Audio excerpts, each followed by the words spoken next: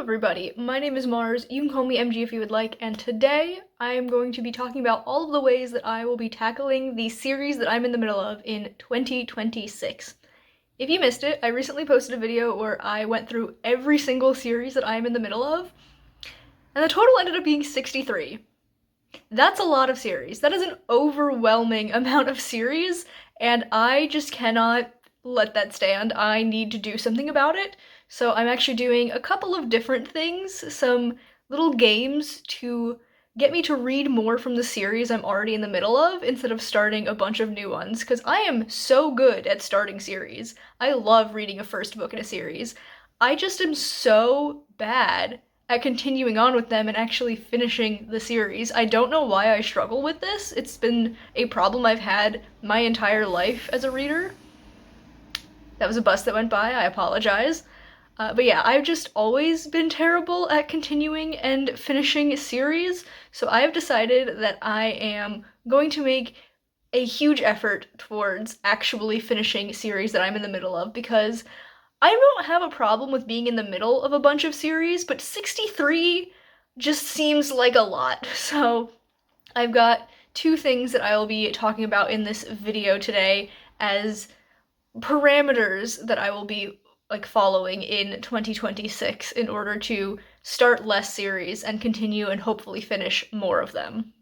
So first up, I am establishing a sort of numbers game where I have to earn the right to start a new series by reading series I'm already in the middle of.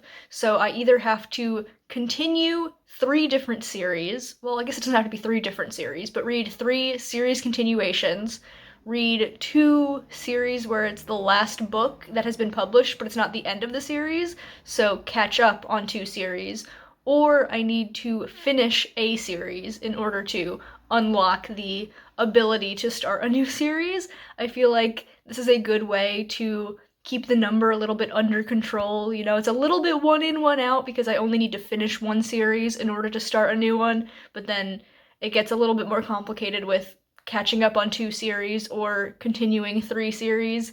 It's just, I really hope that this is a way to keep that number from growing higher than 63. Technically, I guess it could get longer, because if I don't finish any series, but I'm continuing a bunch, I will still unlock the ability to start series, but we're gonna hope that's not what I do. We're going to finish series in 2026. There is an exception to this rule, though, and that is if I binge a series. If I plan on reading a book series from start to finish, every single book, then I don't have to have that, slot unlocked to start the series in order to do it, because it would just be, used and then unlocked again when I get to the end of it. I mean, I guess technically, if I read a trilogy, I would be using a series start, and then continuing a series, and then finishing a series, and that would mean, a little bit more effort towards earning another series start unlocked, but we're not going to do that. If I'm binging a series, that is its own entity, its own thing. It has nothing to do with this game of numbers and trying to balance the number of series that I am in the middle of. So, yeah. I think that is a nice compromise, because I do like binging series. I did not do that as often in 2025 as I would have liked to, but I'm hoping to do a couple of my Let's Binge a Book series vlogs in the new year, so I wanted to be able to do that without punishing myself. The other way I will be motivating and incentivizing myself to continue and complete series is with a new game that I have created and put a lot of effort into that I'm calling Series Slasher, and it is themed after old slasher movies because I love horror. Slasher movies are some of my favorite things to watch. I think they're so fun. And this will be a card game, but I got very overwhelmed these past several weeks and just did not have the time to get these cards printed. I want to do a little bit more research into different options of places to get them printed. So as I talk about some of these cards, I'm just going to pop them up on the screen for you to look at.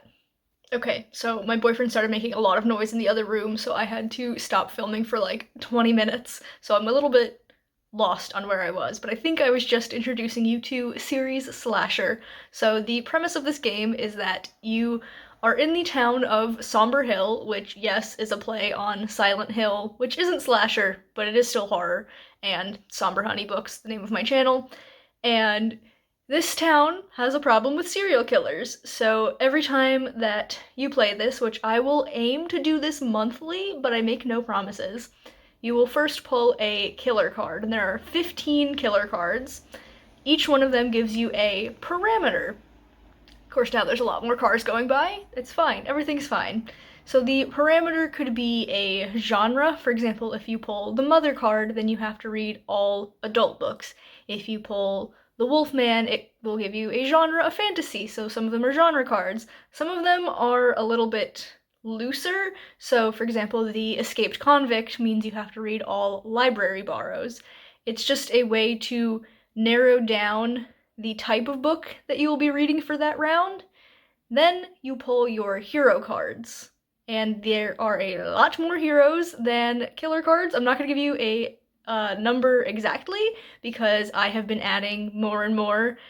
There's like over 20 now at this point, but these will be your specific prompts. So whatever your parameter is, you then have to read books that fit the specific hero prompts and also the killer parameter. So for example, if you pull the Wolfman, you'll have to read all fantasy books, but then your heroes, you can pull the Jock and you have to read a fantasy book that is 500 plus pages.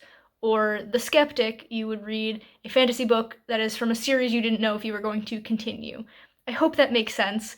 For heroes, personally, I think I'm going to pull 3 for each round, just because I plan on vlogging this, and I think that is a good number of books for a vlog, but if you were gonna play this, I mean, I guess you could do this on your own, and not, like, vlog it or anything. You could just do however many heroes you wanted to do, but the thing is, once you pull a hero card, you have to fulfill that prompt. You can't like say, oh, I don't have anything that fits this, let me put it aside and pull another one. That hero is part of the plot now, and if you do not fulfill the prompt, there are consequences. We will get to that later.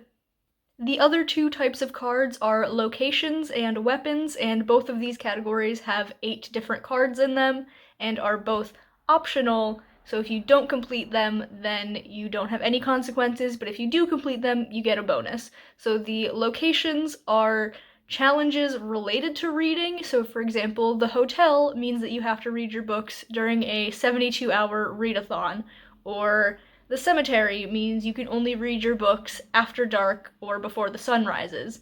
Weapons are non-reading but still bookish challenges. So for example, the pitchfork is you have to donate 3 or more books to a little free library or a used bookstore or something along those lines. So like I said, no consequences if you don't complete these, but if you do, you get a bonus, and that bonus is dealing wounds to the killer. Dealing wounds to the killer is how you make it so that you can't pull that killer card again.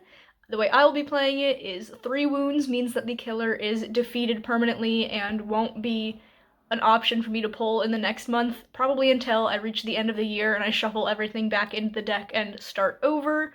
But there are 3 ways to deal wounds to the killer card: completing a location card challenge, completing a weapon card challenge, or using the final book in a series to complete the hero card prompt. So say I pulled the Wolfman and the Jock, so I had to read a fantasy book that was 500 plus pages. If that 500 plus page fantasy book is the final book in a series, then that would deal a wound to the killer. Wounds do, like, accumulate over time, so say in January I pull the Wolfman, I deal him 2 wounds. That doesn't kill him, but that means that if I pull him again in, like, July, I only need to deal 1 wound in order to defeat him permanently. Hope that makes sense. It makes sense in my head, but I've also been, like, planning this out for months, so obviously it makes sense to me. If you do have any questions about this, or, like, any part of it, just leave them in the comments and I will do my best to explain them a little bit better. Now, like I said, there are consequences if you cannot complete the hero card that you pull. So if you have the Wolfman and the Jock, but you don't have a fantasy book in a series that is 500 pages or more, then you have 3 options. You can either not fulfill the prompt at all. You can fulfill the prompt with a standalone book, so you're still reading something, or you can fill the prompt with the first book in a series, which is not what we're trying to do here. We are trying to continue and complete series, but if you do end up using the first book in a series, then all three of those options that you have result in the same thing, and that is the hero making a sacrifice in order for the storyline to progress, for the fellow heroes to be able to go on, and this sacrifice means that, like a defeated killer, the card gets put to the side for the remainder of however long until you shuffle everything back together. So like I said, for me, it'll probably be the end of the year. Now, that does not include rereads. So if you are rereading the first book in a series in order to refresh yourself on what happens and continue on with it, that does not count as reading the first book in a series, which I know is a little bit weird, but that, you can do that and not have to sacrifice that hero. It just makes sense to me. I don't know, if you don't want to play it that way, you don't have to, but that's what I'm going to be doing. So yeah, that is series slasher. I hope some of that made some sort of sense. I am very excited to play this. Like I said, I still have to get cards printed, but hopefully I can do that in time to use them in January. If not, I'll probably just put all of the different prompts on a wheel. That seems like the easiest way to still complete this without having the cards. It's just that all of the research that I've done into it so far, everything is either super expensive to get printed, even if I'm just printing one deck, they want $40 for it, or it'll take 6 months to get to me.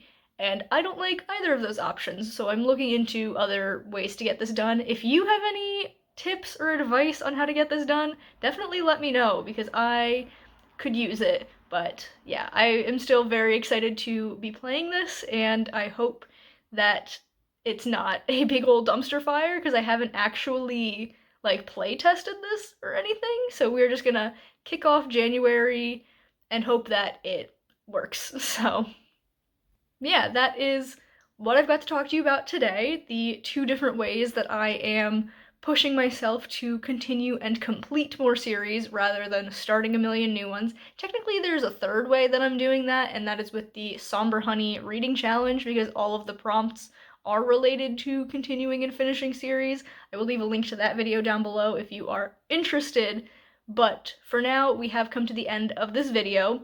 I hope it made sense, at least a little bit, but definitely feel free to ask any questions you have down in the comments and I will answer them.